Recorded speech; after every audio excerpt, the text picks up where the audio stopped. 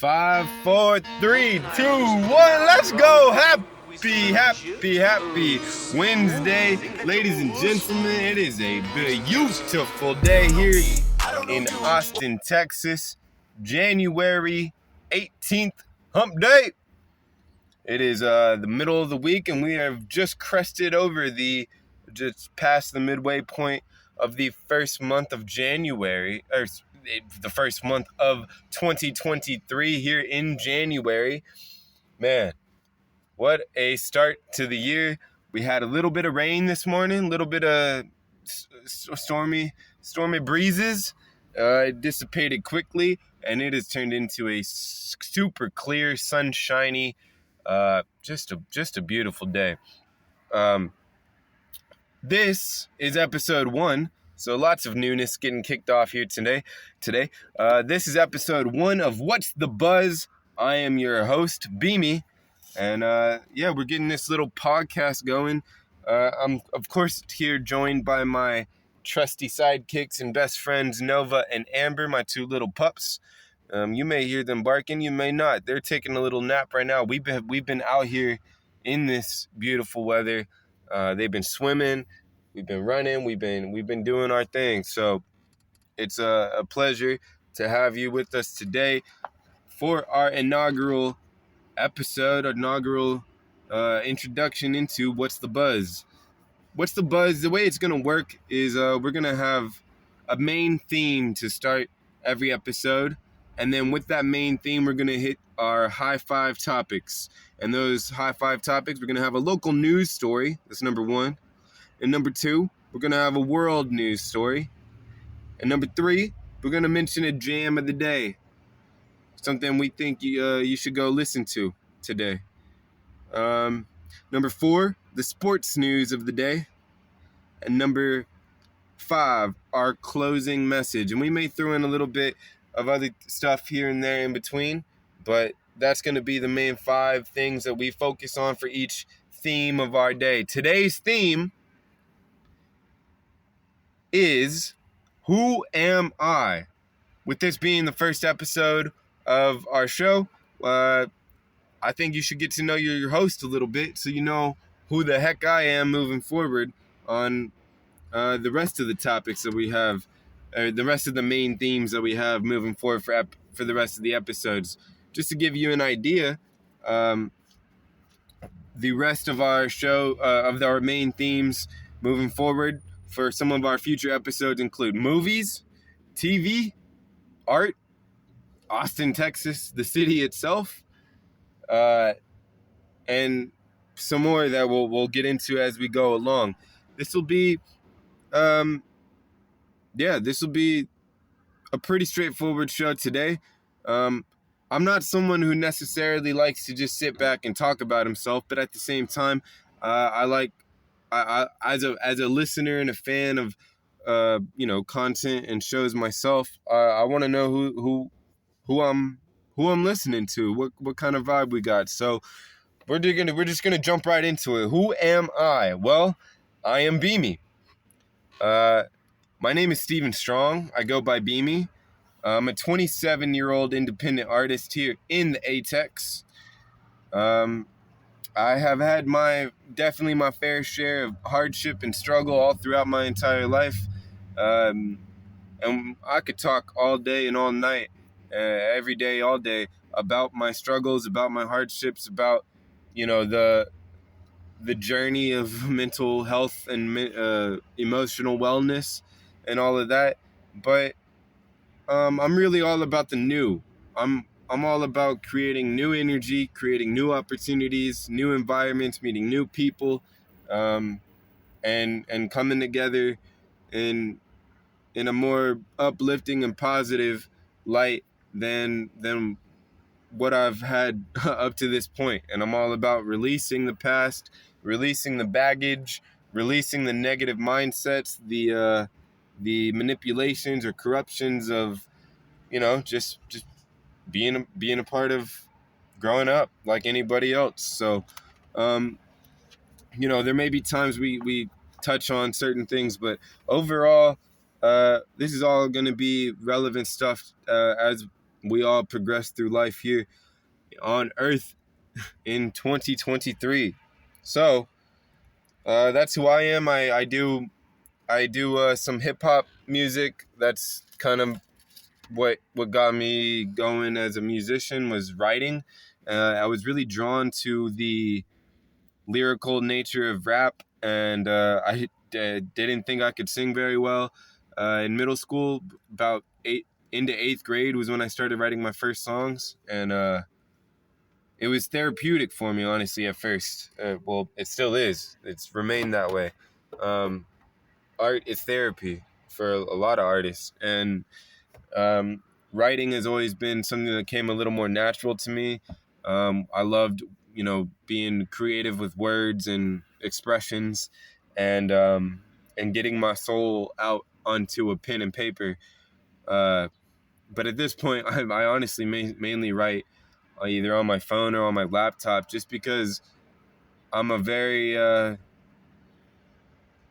a very high I don't know high minded, kind of quick thinking person, and sometimes my handwriting isn't the best, and just in terms of writing, it's easier to go back and edit and correct words and word choices and all that when I'm doing it on a laptop or whatever, rather than having to make all these scribble scrabbles on my journal. But um, there's still something special about writing in your own handwriting yourself. And I do journal every day.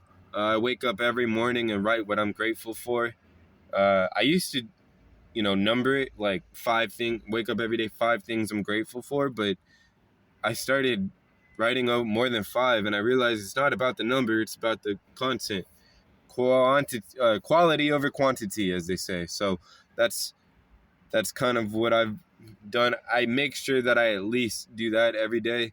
I mean, some days you get busy, and honestly, the days where I'm too busy, or I don't think there's a way to be too busy, but the days where I get distracted living life, and then I kind of wake up the next day and realize, oh, I didn't journal yesterday. It's usually because it was a fantastic day, and I was just busy living it.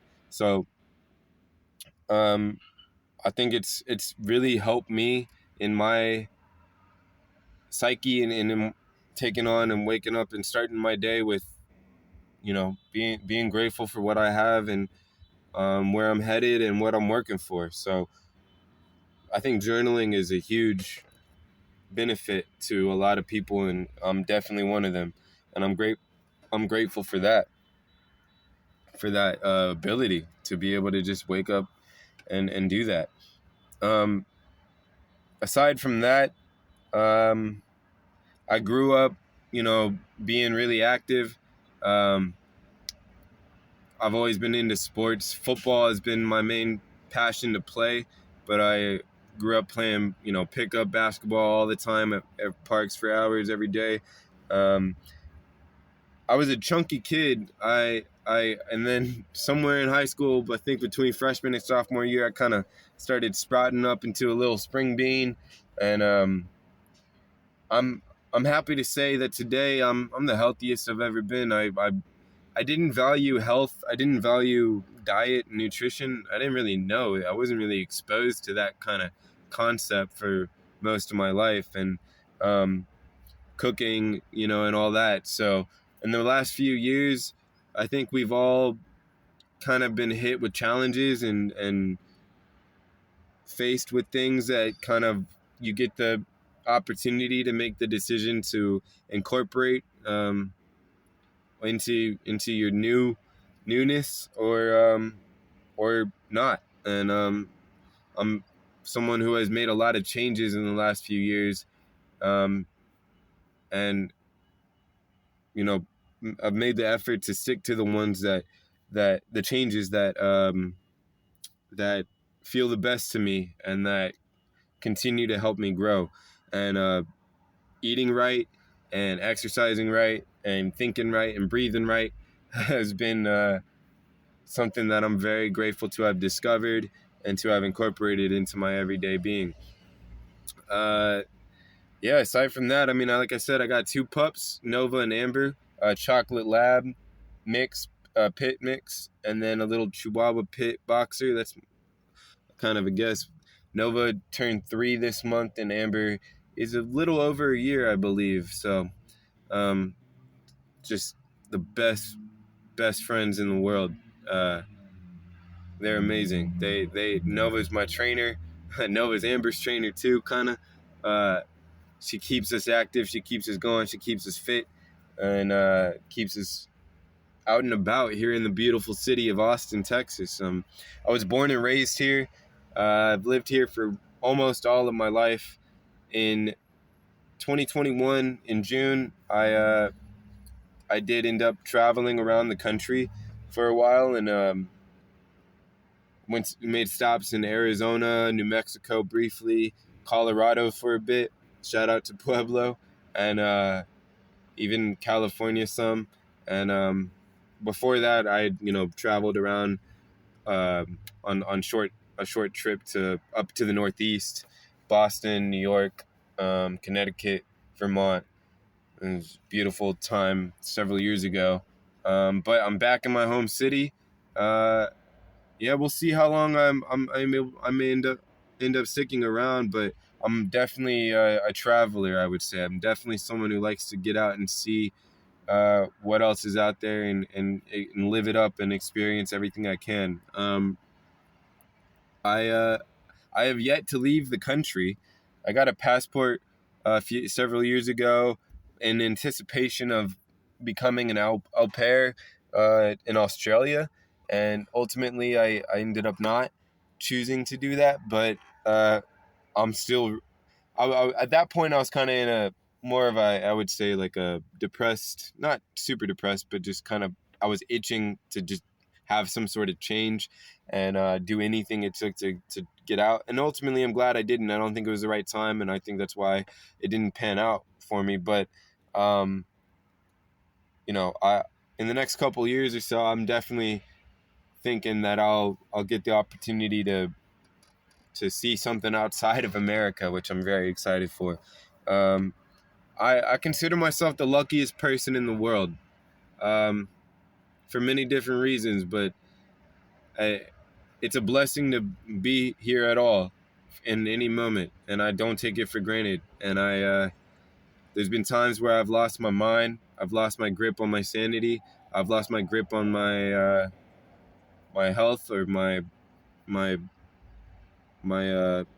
anxiety, or my depression, or whatever. And it's been a crazy life in 27 years, and I'm very fortunate to be able to sit here and talk to you today. Um, it's beautiful to me, and I'm so grateful for it. So uh, that's about the gist that I would say. I play ukulele as well. I do some acoustic stuff. That's one of the things I picked up in the last year, less than a year really, is ukulele. So I like to learn, kind of make my own arrangements to like rock and metal songs, and turn them into soft little lullies. I like to do a cover of House of the Rising Sun, Kryptonite by Three Doors Down, um, Jesus Christ Pose by Soundgarden. I consider Chris Cornell a huge inspiration, and I've always enjoyed not just his music and his voice, but his words and what he has to say, and what he spent his career saying. A beautiful message always from him. Yeah, I mean, that's me. You'll probably see me around town if you're in Austin at dog parks and all that, wearing out my pups, and they're wearing me out. We go to sleep, and we knock out because we spend all our energy out every day, um, doing what we can and doing the most. Yeah, I believe in the future. I believe in our species, and I believe that we're headed in a challenging but ultimately rewarding and uplifting uh, journey and path, collectively and individually. It's it's going to test us. It is testing us, but we will rise above. So let's jump in straight into it. Our high five topics of the day. Let's go ahead and start with our first story of the day. Is a local news here in Atex, and coming in today from KXAN. TikTok has been banned at the UT campus. I read the President Biden recently in December, I believe it was, banned TikTok on a federal level. I don't really know what implications that has if you can still access TikTok if the president banned it, but I guess that's above my pay grade. But the interesting thing here is it's UT has banned TikTok from all their Wi-Fi networks all over campus, but it is still accessible at the Moody Center, the new Moody Center. Moody Center is owned by outsiders of UT. It's, I believe, a private corporation, but or a group or whatever. But 60 days out of the year, UT kind of claims it for basketball and sporting events, as well as graduation ceremonies and all that. I gotta say, I don't use TikTok. I've never been on. Well, actually, maybe a long time ago I had a TikTok, very briefly. I don't know. It wasn't my thing, but I know it's huge. I'm open to whatever outside TikTok users think about this. Think about TikTok. Honestly, I think TikTok's a whole category and conversation in itself. I'm glad that there's been some positive uses that have come from TikTok in terms of how-to videos, in terms of I don't know, spirituality, meditation, nature, that type of thing. But as with anything, there's good and bad, and I think it's what you intended and your intention and how you choose to use it. But the whole information thing. I mean, being on Instagram alone, being on any of these social media platforms is we're willingly giving up a lot of our privacy or whatever in terms of being the corporations who own them and the way that they use this data. But hey, that's up to every individual and what they think. I think it's kind of funny that they make the point that Moody Center is still allowing it to be accessed on their Wi-Fi.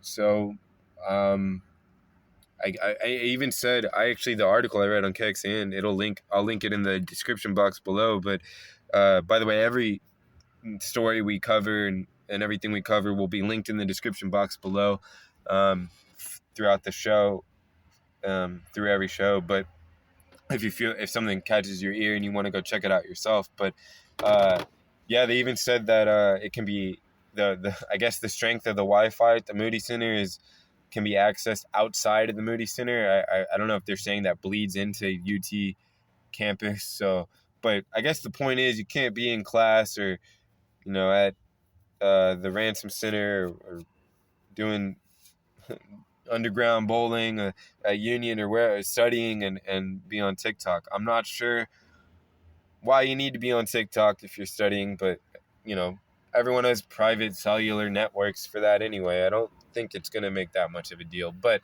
it seems more of a like, I forget, like a uniform, like a, what's the word? Just more of like a logistics kind of technical thing to say, well, this is banned on our network. But it's, people do what they want. So that's a little bit of local news. For all you TikTok users out there, you TikTok UTers, we'll go ahead and jump into world news. By the way, the main theme of today is obviously who am I. So with each of our 5 stories that we hit, we try to tie them into the main theme. I didn't honestly do a good job of that today with the local news. TikTok being banned. I don't have a TikTok. I don't use a TikTok. But growing up here, I grew up a UT fan my whole life, so I'm putting that out there for those of you on campus. I did work for UT briefly at the Child Development Center taking care of the UT employees and ATEX Capital employees, babies, and all that. It was a great time. I spent 5 years working in education, actually, for AISD and beyond. So I've been all over these school campuses and nearly every school in the area, honestly, from elementary, from child development centers all the way up to high school and 18-year-olds. So, working with youth is one of my passions and something that has always been important to me since I was a youth. I remember being a little kid and saying, you know, I'm gonna work through everything I got to work through and give back, because I didn't go through everything I went through to just make it to the other side and go live a good life and be like, cool, I did it. I feel like those experiences and those lessons and that progress is too valuable to not aim to share it with others and try to build them up as well, especially the youth. They're the future. They're the now. They're who we got to hand the world off to. And man, kids are so bright, so intelligent, so full of life. It's just it's invigorating and uplifting to be around kids. That's my view.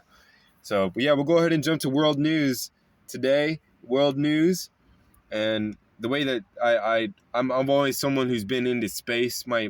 So funny quick story before we get into the headline. My dad and my stepmom, who raised me, they met.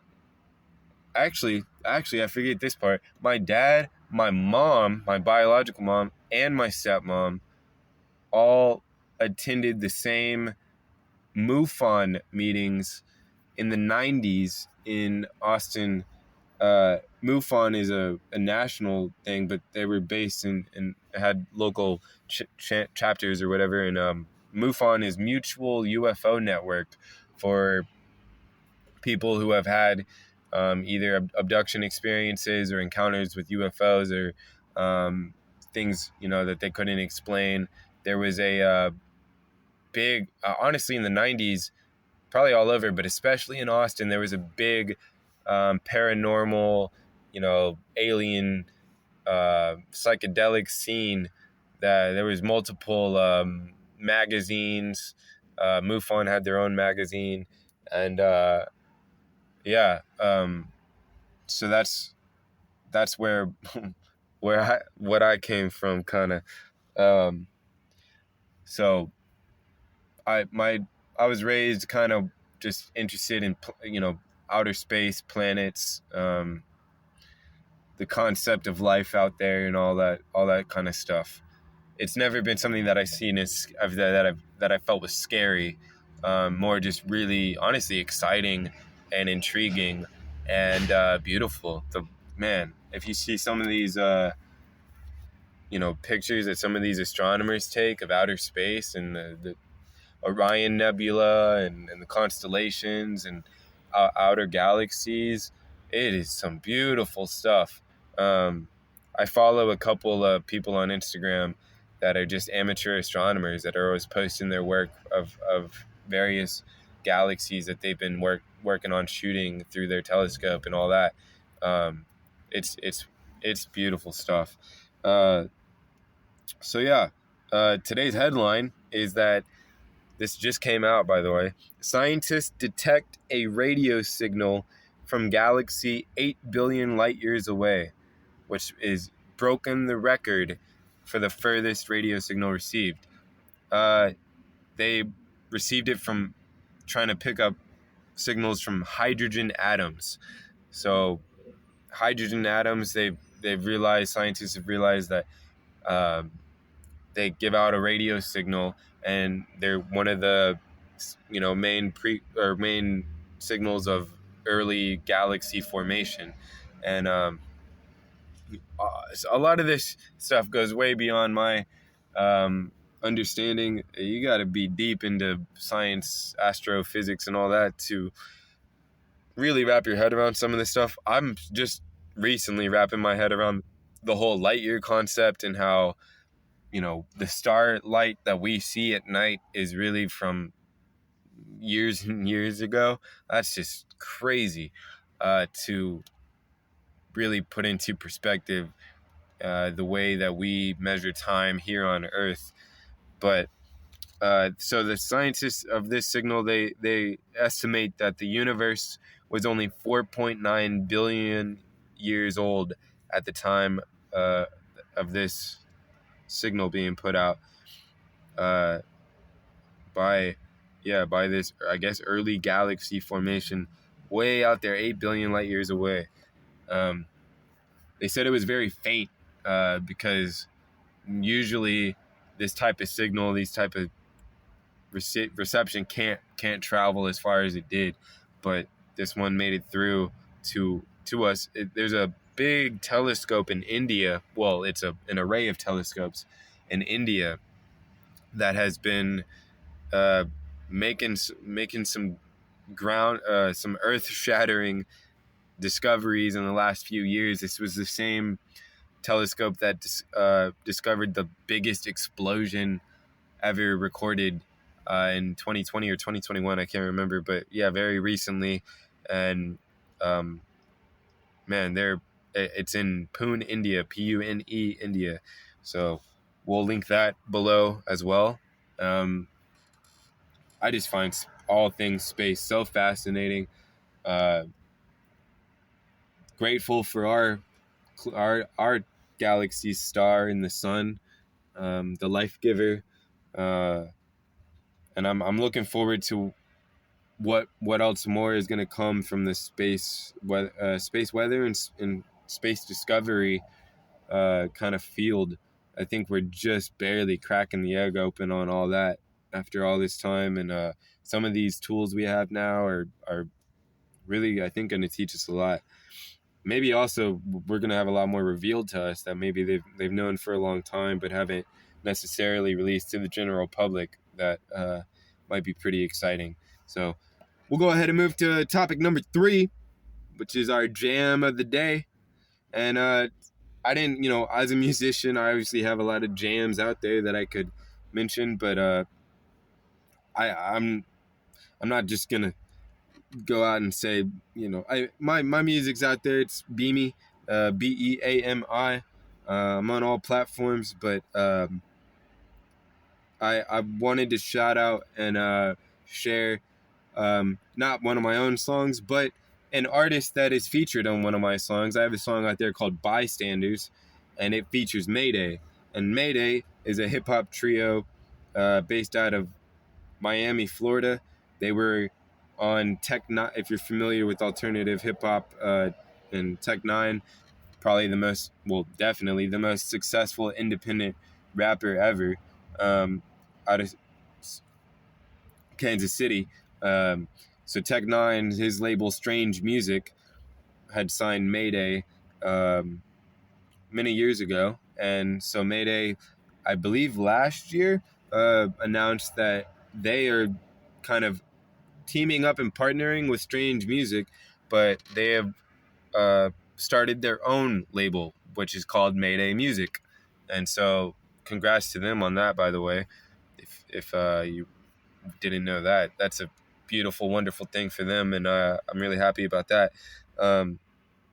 So my jam of the day is Golden Hour by Mayday. This was one of their previous albums that they released under Strange Music, one of their songs on that album. And Golden Hour, it's a beautiful, chill, happy tune like much of theirs are, but it's one of my favorites.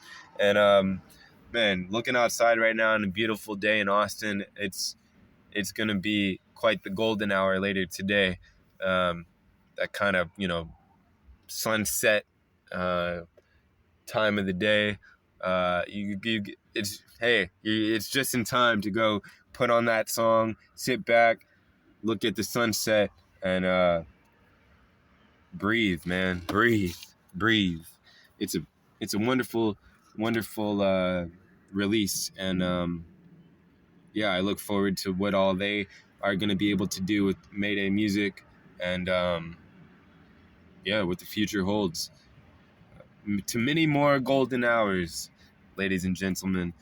So that is our jam of the day. Let's move on to our sports news of the day. We could talk about this one little sports topic for the rest of the season and all off season until the next football season begins. But this is one I actually find really exciting. Basically, the whole topic is the NFL quarterback offseason, which for many teams has already begun. About to head into the divisional round of the NFL. Cowboys, 49ers, Giants. Who do they play? Eagles, right? Yep. And then on the other side, you have, man, I don't even know. Honest. Oh, the Bills, Chiefs, Bengals. Well, Bills and Bengals, and then the Chiefs. And who is the team that they play? Regardless, the Bills obviously aren't in a quarterback hunt, nor are the Chiefs. With Josh Allen and Patrick Mahomes at each, they're pretty set. One of the teams that I'm surprised, I think a couple years, maybe 2 or 3 seasons ago, you wouldn't hear the Ravens talking about the option or the consideration of putting Lamar Jackson on the trade block. But man, is he gonna stay a Raven? Is he gonna, stick around, or are they gonna find a new home for him? Lamar Jackson's interesting to me because this is a guy who, no one, basically before him, really, everyone has always been about the mindset that mobile quarterbacks won't work in the NFL at all. If you got a runner, you got to make him a pocket passer, and that's the only way to play in the NFL. And I feel like Harbaugh in Baltimore really embraced Lamar Jackson for the first time that a mobile quarterback has really been received that way by a head coaching staff. As an Austinite and grew up watching UT, it makes you wonder what guys like Vince Young could have been or could have done if they had a coach that was more supportive of that play style than a Jeff Fisher that VY had. But anyways, there were many other factors in that, obviously. But it's crazy that here we are this far into Lamar Jackson's career. And it's kind of coming back up. He's been dealing with injuries. He didn't finish the season. He didn't even travel with their playoff game. Is he a guy who can play at the highest level and be a dependable option at quarterback, with his main weapon being his speed and his mobility? I thought, a couple of years ago we were kind of done with that talk, but then here it is, an injury. Just like Robert Griffin III, how many hits can you take as a running quarterback like that? I don't know. I've always been someone who really rooted for mobile quarterbacks, really rooted for a guy to be able to run around in the league and be supported in doing that. But at the same time, you got to stay healthy. If you're not on the field, then you're not quarterback of the team. You're not playing. Yeah, so that's a fair assessment, a fair concern for the Ravens and for the whole league, for any of their quarterbacks, and especially if the Ravens do end up trying to get rid of Lamar Jackson, whatever team. He's not like he's gonna go out of the league or become a backup or something. He's gonna get given a chance, but I hope he stays healthy. He's been one of the most electrifying players football has ever seen, honestly, in college and in the pros. So I'd love to hear your take on that, especially from Ravens fans. Do Ravens fans want to keep him? I would think so. Or do they want to trade for one of these veteran guys who are moving? Derek Carr in Las Vegas is done. I've never been necessarily deep into the Carr train, but he's obviously going to get a shot somewhere else. Tom Brady, 40 45, about to be 46 some point. Is he done? Every time someone has said he's done, they were wrong. And is he going to retire? Or is he going to return? And here's the thing: even if he does retire, he could have a press conference tomorrow and say, "Hey, yeah, like that, I accept it. I played pretty poorly in the playoff game. Uh, it's catching up to me. I'm gonna go enjoy life and enjoy being a dad and all that." And then 2 weeks from now, he could say, "Actually, you know what? This is a great opportunity with blah blah blah with the 49 or whoever with and I still got the fire in me. I can't go out like that. That's not going to be the way I end my career, and I'm coming back." How many times did Brett Favre retire? Like too many. So we'll see what he chooses to do. If he does come back, man, honestly, I hope he can play at some sort of a decent level. I don't know. He's. It honestly probably more depends on his in terms of if he does come back, how well he'll play, his off-season conditioning, and his his like physical preparation for the season. Which, hey, he's been playing until 45 years old. He's obviously got that down. We'll see. I'm curious what you think. Is Tom Brady gonna retire? Is he gonna return? Everyone I'm hearing talk about this has a different answer, which is really interesting to me. But man, I don't know that there's ever been a time in football, and I think this goes across all football, whether it's NFL or college, that the quarterback position has been more of a need. That there's been a lack of quarterback consistency and the guy for so many teams across the league. Even places where you thought that the guy was clear, like coming into the season with the Broncos and Russell Wilson and having a down. Is it a down year? Is it a system thing? Is it a coach player thing? Is it Russ? We'll see. But you got to think that they're at least going to want someone in that backup spot to be ready. Based on this past season. And then another interesting thing, not totally connected to quarterbacks, but Sean Payton coming back to coaching recently said he would absolutely be interested in coaching the Houston Texans, who, have some early draft picks. This is a guy who had Drew Brees as quarterback for so many years.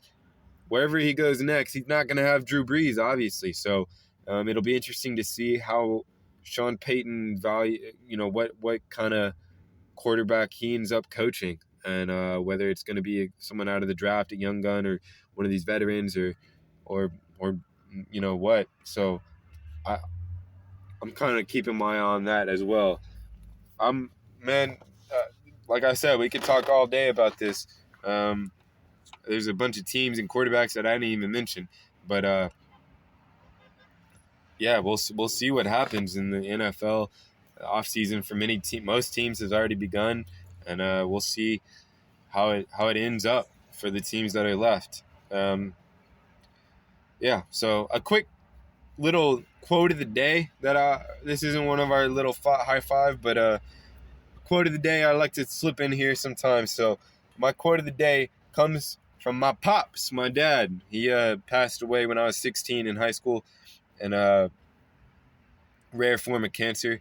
But man, just I take a lot of inspiration, and it's an honor to be his son and to be carrying on his legacy each and every step of the way. So this quote comes directly from him. Life is what we do between our first and last breath.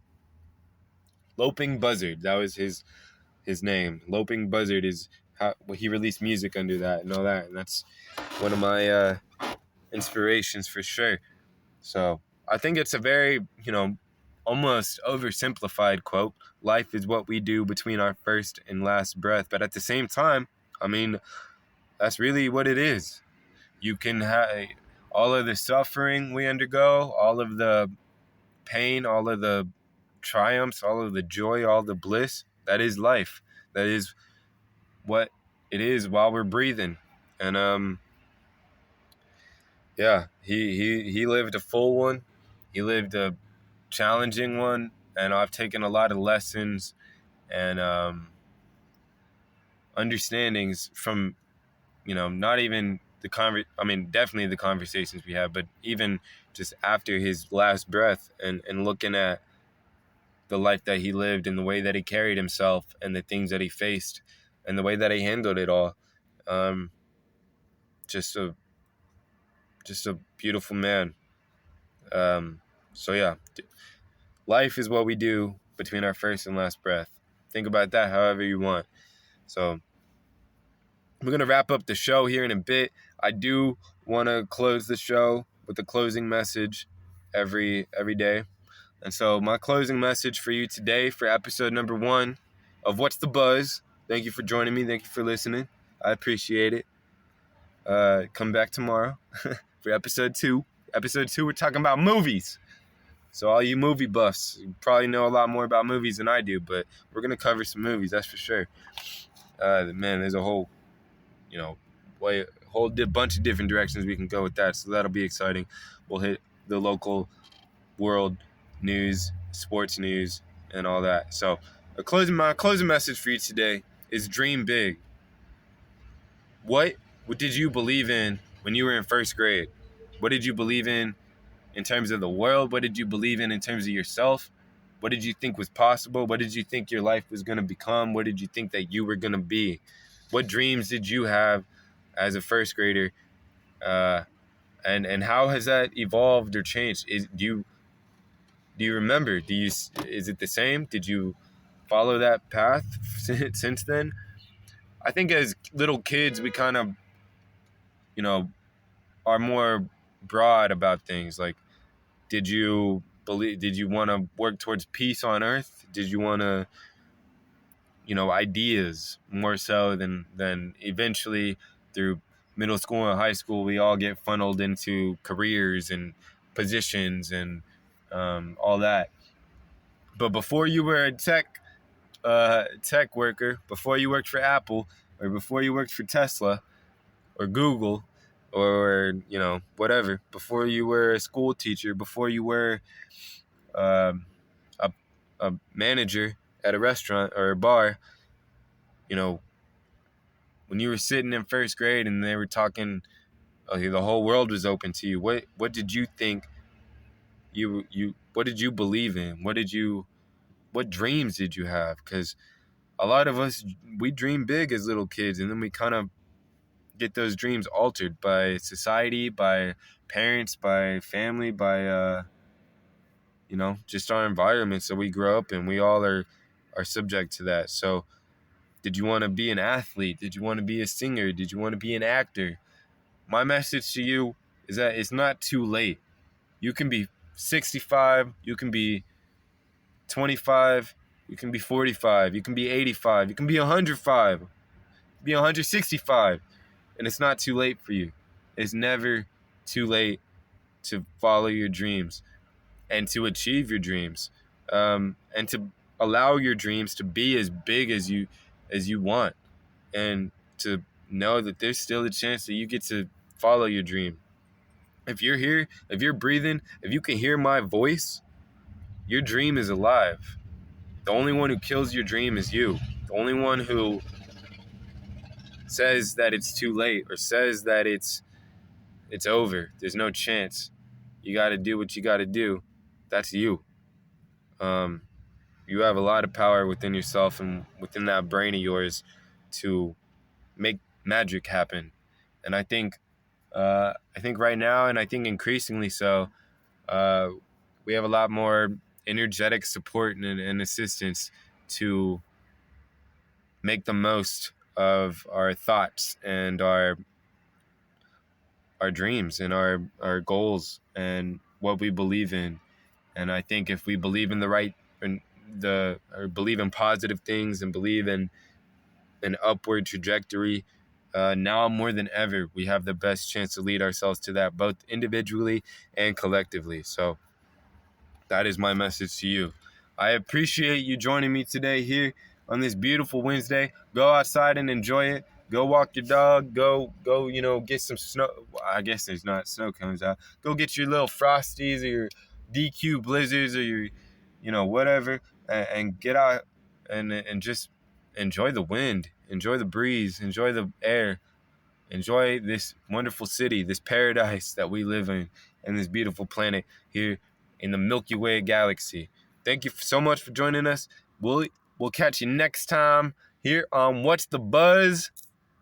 Peace, light and love, and good night.